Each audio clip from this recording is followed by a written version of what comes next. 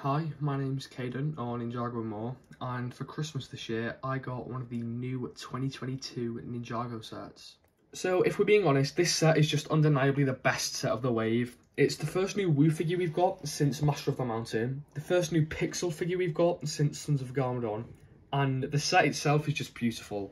Like the side build, even the mech it's not bad. The little car, okay, yeah, maybe I'd go as far as to say the car is bad, but we'll look at that in more detail in a minute. But the actual temple is absolutely beautiful.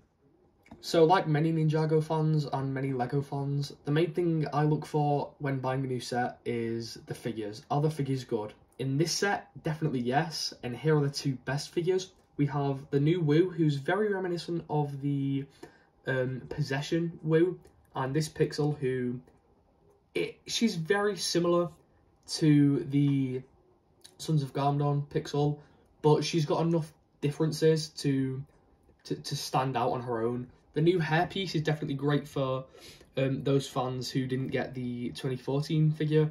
This Wu is just gorgeous. We'll take a look at the backs of them now.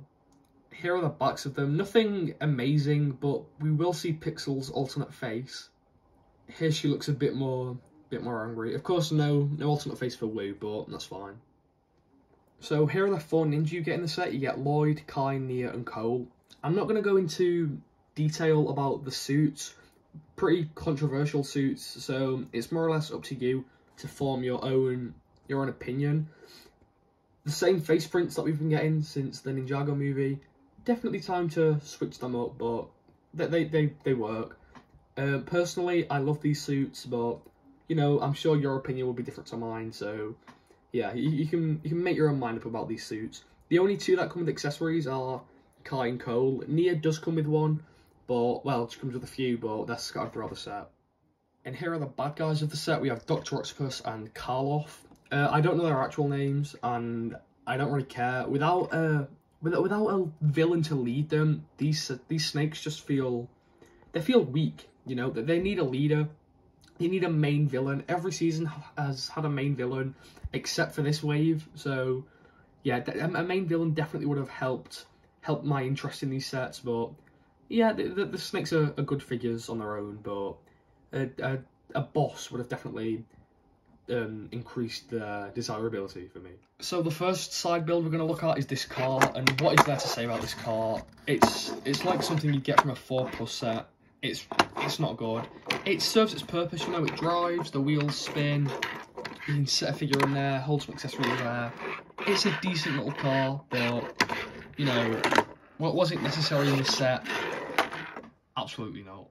So here we have the Kai mech, and the Kai mech is very, very similar to the Zane mech, which released in the same wave. Just looking at them, you can tell how similar they are. The Zane mech is a little bit bigger, but that makes sense because Zane got his own set for a mech. But let's take Zane out of the picture. The Kai mech, it's quite small. You can see it here. And if we get any figure to, you know, size, compare the size, you can get a rough idea of how big the mech is. The cockpit goes down like this. You put Kai in there, then yeah, it's a decent mech, but really not necessary. But anyway, now we can focus on the temple. So the build for the temple was very, very calming. No tricky bits. It did break apart once, but that was just my uncarefulness, if that's a word.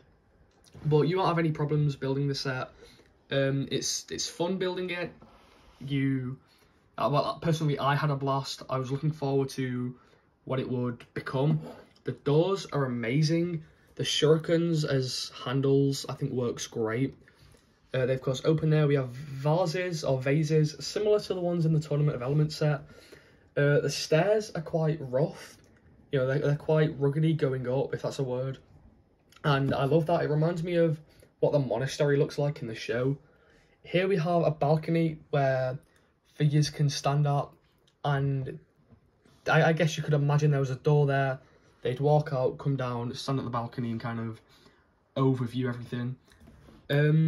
Yeah, let's look inside. So we'll start with the underground bit. So, you know, here's the middle. This is the underground, I guess, toilet. We've got a tap there with some water, and you can't really see the water. A bucket and a spider crawling through. To the left, we have this kind of, I think it's kind of like a Samurai X thing. So there's all, you know, there's a mech, a picture of Pixel, and I think they're called boa destructors. Then in there, there's a space to put one of every ninja's mask. You're supposed to have Nia's mask on there, but I took it off and I just put Nia's hairpiece on there. And I would probably recommend, if you're gonna use the space for anything, probably use it for ninja hairpieces, unless you have spare masks. Then by all means go ahead, put your mask there. On the right side, there's not too much, but there is a wall there, and if I remember, I'll demonstrate that at the end. But this awful little weird car thing is supposed to be able to drive through there. I've not tried it yet, but like I said, if I remember, I will definitely do that. There's a lot of room to stand down here, and of course, you know, if you're playing, you can kind of bring the fun off the studs and kind of have it, you know, taking place, you know, down here. Or you can imagine that this secret underground base is a lot bigger than it actually is. So on the floor with the doors, we have, like I said, some vases, a little weapons rack. I really like how they've done this. It looks so cute. Well, I say cute, it's got swords and shurikens on. It looks charming, I guess the word would be. This is where the bridge leads down to. Of course, we'll go over that later. And here's a teapot for Wu, and there is space to have Wu stand there, or anyone. So yeah, I think it looks great. Definitely a lot of room to play. I would have loved something like this for Chen's dojo from season 4, but yeah, you know, you can play with your figures. You can have them stand here. If I can, okay, maybe Kai wasn't the best pick since he's got a huge sword, but you can have, come on. There we go. Sorry, my hand was in the way there. You can have 2 figures stand there, then you can have them fight, and you know, you can twist them about and stuff. You can do whatever. But yeah, there's plenty of room to stand figures. So the floor above that is really quite basic. I think this is more towards fans who display rather than play. We have a shrine there for Wu for some reason, with some spotlights shining onto it. Unless Wu's gonna die, I really don't see why that is needed, unless it's supposed to be the first Spinjitzu master. In that case, why does he look so similar to Wu? But yeah, these sides are just very plain. And then above them, we have a sword holder, a Wu trading card, which isn't going to focus. Barely. A Wu trading card. Then there we have a cup of tea spilt on a newspaper, which just kind of adds to the feel of, you know, abandoned, forgotten, and it's not focused. And there we go, abandoned, forgotten attic. So I think overall the back definitely holds up. Very thick, thicker than you'd need it to be. I'm not saying it's too thick. I think they did a great job. I think it's perfect. I would have rather had, you know, not had this, or not had the Kaimek, and instead had more detail in the back. But, you know, we get what we're given, and I think this is pretty cool. And finally, going down the bridge leads us to here.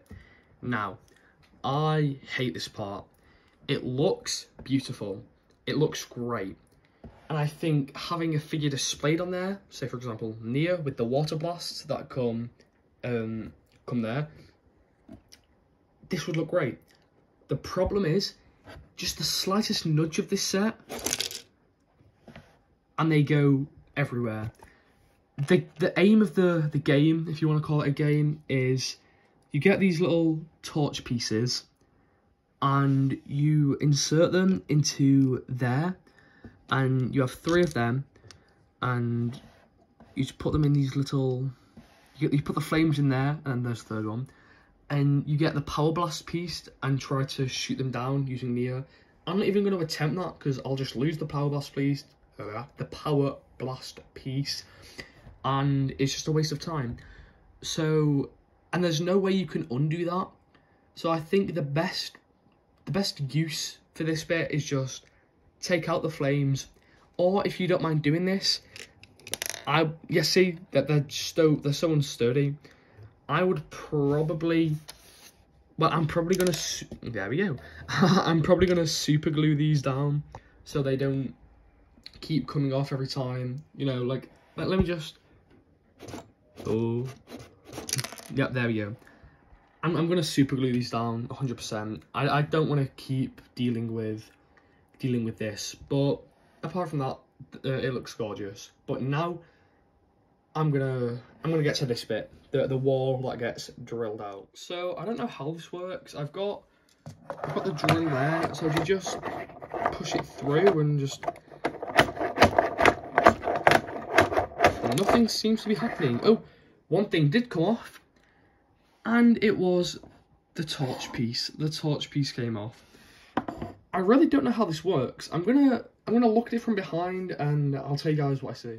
Okay, I'm not sure if this is an issue with the way I've built it, or, but I assume it must be, because this car just does not go in. Reversing, nope. It's just the spikes on the wheels prevent it from going in. So I don't know what it's supposed to be. Maybe I've been wrong this whole time, and maybe you're supposed to drill inwards, like this, that. If that's what you're supposed to do, then fair play to Lego. That's a pretty cool design feature. So maybe that was just me being stupid. But yeah, that gives this a sort of purpose, when otherwise it would have had absolutely none. So I'm not one for play features, but that play feature I think is definitely needed. Okay, and there is the end of my review. If you want a better review, go and watch Bricks by Mind. Go and watch Giant Bricks when he gets the set. Do all that. But I'm an authentic, genuine Ninjago fan who has a great interest in Ninjago. I got the set early, and I'm showing you, as a Ninjago fan, what to expect if you get the set. I'd probably give this set, for the figures, the side builds, and the price, I'd give it a solid 9 out of 10. I think if you can get it for maybe that little bit cheaper, go ahead, you know, knock yourself out. If you can't, definitely, you know, if you're not eager to get this set, then yeah, wait till you get it on offer. But if you are, you definitely won't regret it. The figures are amazing. The build is phenomenal. The side builds are functional. And it's overall, it's a nice, cozy set. So thanks for watching. Don't subscribe, do subscribe. I'd like it if you subscribed. I wouldn't care if you don't subscribe. I don't expect any subscribes. If you like the video, you know, if you liked the video, then press the like button and, you know, thank you. Not much to say really. So, bye.